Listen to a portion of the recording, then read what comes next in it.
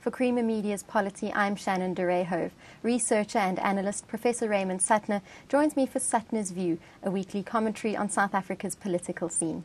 Welcome, Raymond. Thanks very much. Now, there appear to be countrywide protests that have erupted since late last year. What do you think has caused these, and do you believe that the authorities have responded adequately? I think the scale of protests is reminiscent of the period of ungovernability during the apartheid era. According to City Press yesterday, police figures showed that there are 32,000 protests a day. Now, I don't know if that's accurate. Something like 30,000 protests in the last 3 months, which is an astonishing figure. My sense is that what we are confronting here is a crisis of leadership, a crisis of legitimacy, and a crisis of governance.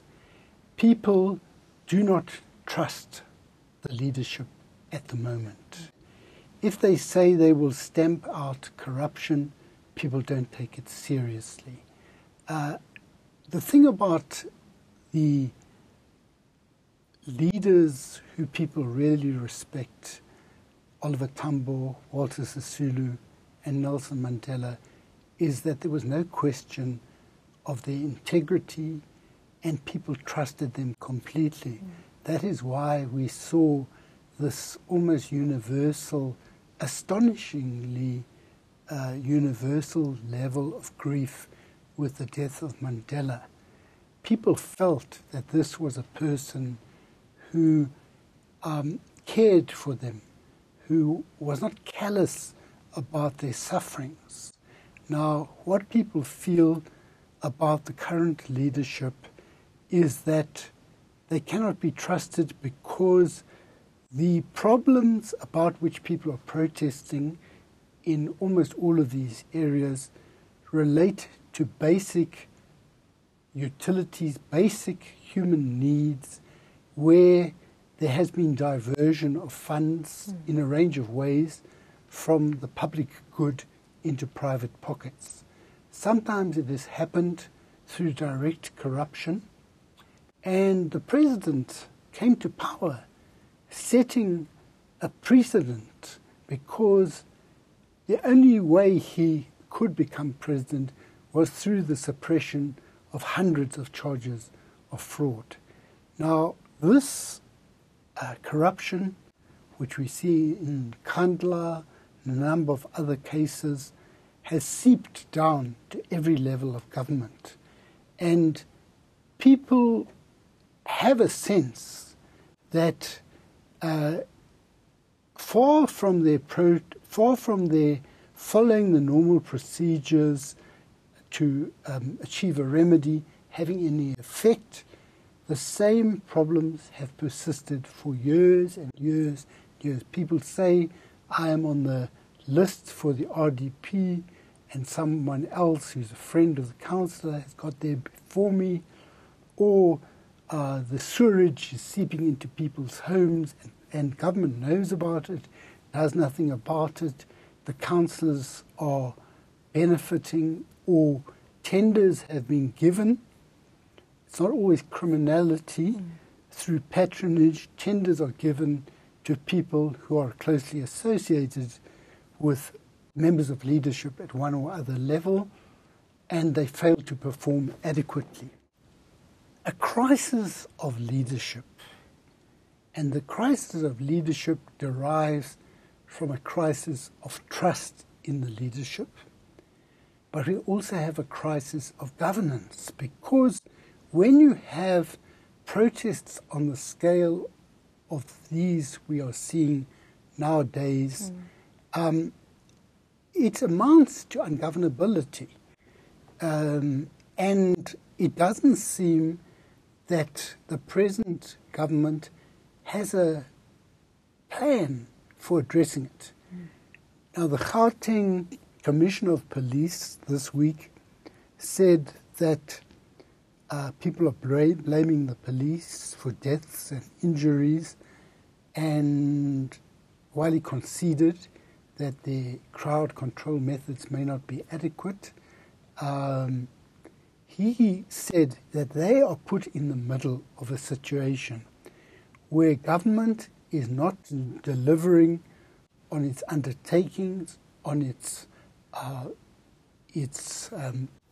duties to provide certain things that people need, and people are frustrated, and police are then put in the front line of addressing issues which they have not been a part in making into a problem.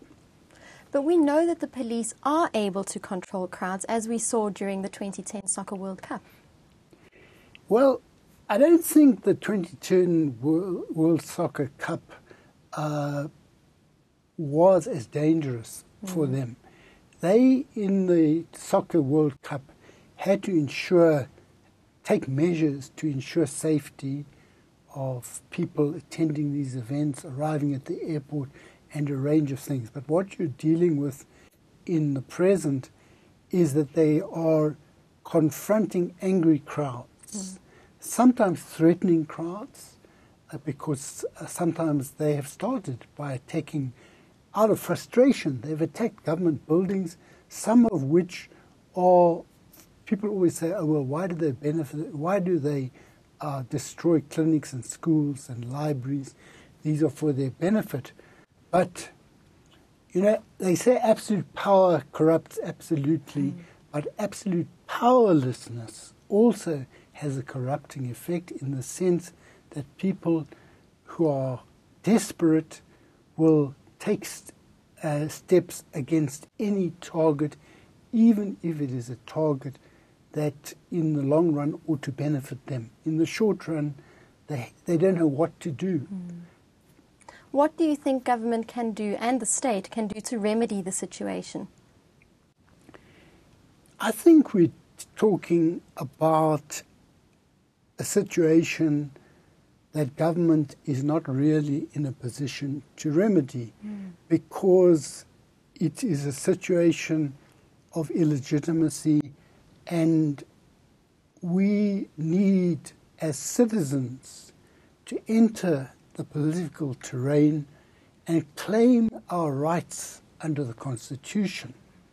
We need to find a way of uniting a range of people who feel that we cannot go on this way.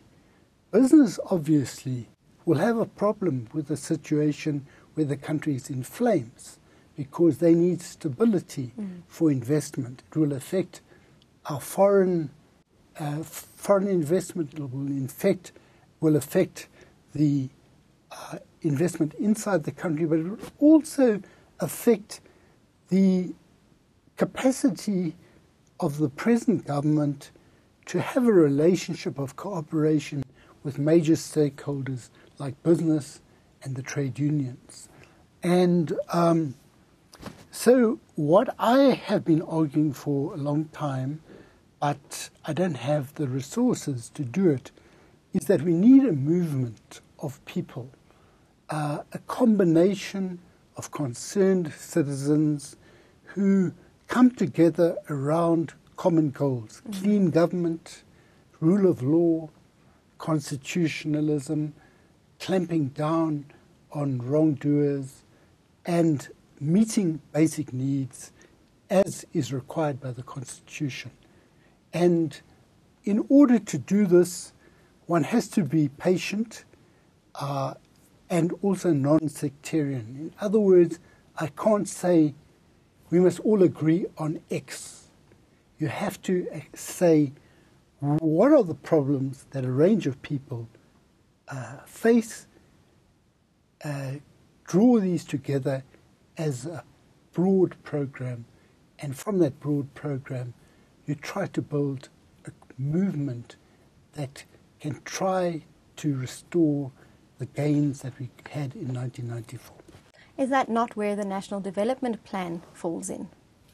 The National Development Plan is a state initiated a technocratic plan which may have various benefits, but it comes from the top down. And I think people who are upset at the moment need to engage, let's say, with the National Development Plan, among others, to know whether that will address the needs that they have. I don't say it's irrelevant, but I think it is a separate thing from people recovering their capacity, their self-empowerment. Thank you very much, Raymond. Thanks. That was Professor Raymond Suttner speaking about politics and elections in South Africa.